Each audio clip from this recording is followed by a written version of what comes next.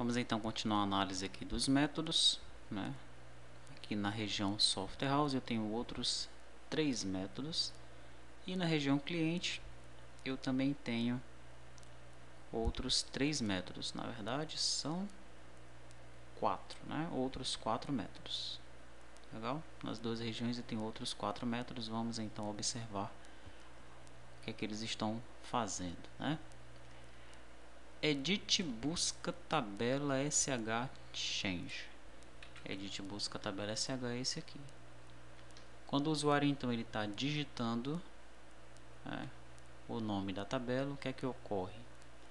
Eu busco através de um item index o valor que está sendo digitado no edit busca tabela sh. Então através do index of ele vai setar, né, no item que corresponder ao texto que for digitado. Ele só vai então informar, inserir o foco no item que está selecionado, no item que corresponde a essa busca, quando for informado o nome completo, tá? E aí você deve analisar se existe uma maneira de nós realizarmos uma busca incremental, né? Então, o usuário vai digitando produto, quando ele digitar o P, ele já seta no item que começa com P. PR, ele já vai para produto, por exemplo, tá? Dessa forma que está funcionando, ele só vai setar na tabela, né? Só vai chegar na tabela quando eu digitar o nome dela completo. Legal? Bom, mesma coisa ocorre aqui. Mesma lógica, só que funcionando desse lado aqui, né? No lado do cliente, tá? Depois disso eu tenho o botão inserir. Esse botãozinho aqui, ó. O que ele faz?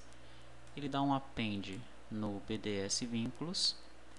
Daí ele atribui ao campo tabela sh o nome da tabela que está selecionado aqui. Ele atribui ao campo sh o nome do campo que está selecionado aqui. E depois ele chama o método post.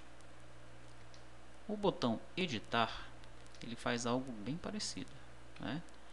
Ele também atribui ao tabela sh o nome da tabela que está selecionado aqui, ao campo sh o nome do campo que está selecionado aqui e também chama o post. A diferença é que aqui eu chamo um edit, né? No lugar de um append, ele vai editar o registro que está selecionado. Tranquilo? Aí você deve analisar, né, se pode ocorrer algum problema aqui nesses métodos, tá? Veja que eu estou pegando o item que está selecionado tanto nesse componente, que é o da tabela, quanto nesse componente, que é o dos campos. Existe a possibilidade de não ter item nenhum selecionado aqui e aqui, e o usuário ainda assim clicar no botão inserir? Se isso acontecer, vai ocorrer algum erro? Então realize o teste, né, veja se ocorre algum problema e já busque uma solução. É interessante que você já chegue lá no EAD com a solução desse problema, se é que existe um problema, né? Primeiro você vai testar se existe um problema, se ele existir, você busca uma solução e já apresenta a solução, tá?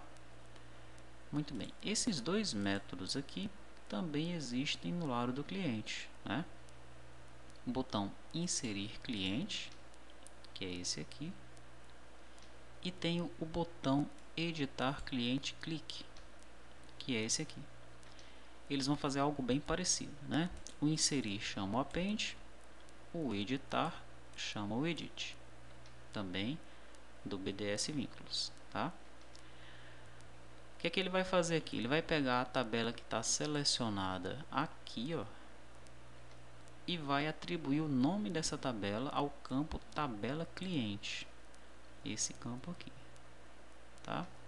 Lembrando que lá na Software House ele está atribuindo os valores aos campos tabela sh, que é esse campo aqui, e campo sh, que é esse aqui, ó, tá? Tanto o botão inserir como o botão editar trabalha com esses campos aí.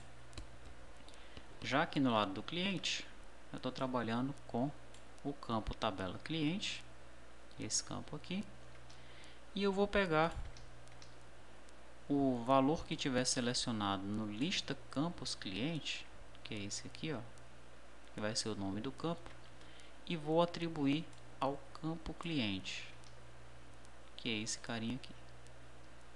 Legal? Depois eu chamo post. A mesma coisa acontece no botão editar, né? Atribuo o valor para a tabela cliente, atribuo o valor para o campo cliente, chamo o post. Muito bem.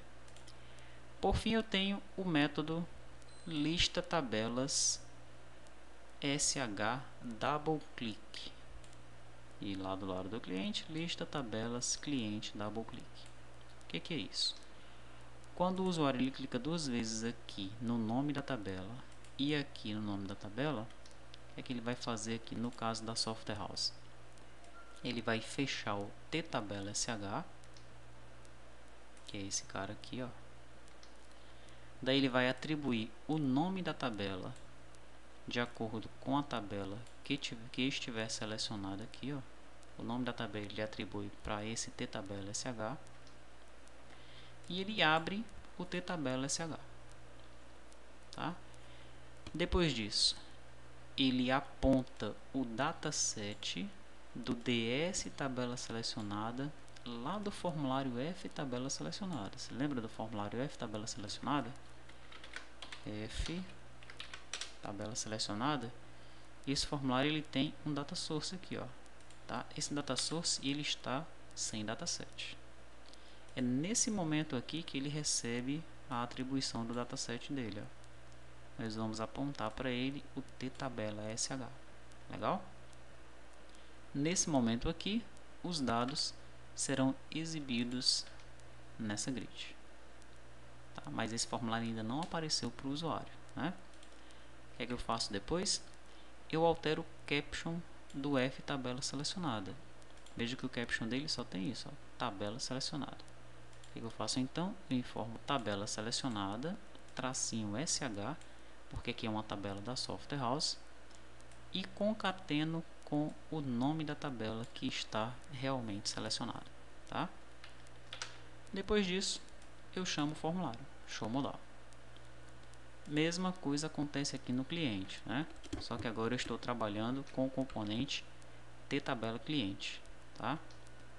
Fecho, atribuo o nome da tabela de acordo com o que está selecionado aqui, abro, seto o dataset lá do F tabela selecionada agora para ttabela cliente, altero o caption desse formulário, tabela selecionada cliente, passando o nome da tabela, e chamo o formulário para que os dados eles sejam apresentados aí para o usuário, tá? Com isso nós concluímos aqui o estudo das regiões infra, software house e cliente, né? Faltando aí o estudo da região vínculos, que é o que nós vamos fazer nas próximas videoaulas.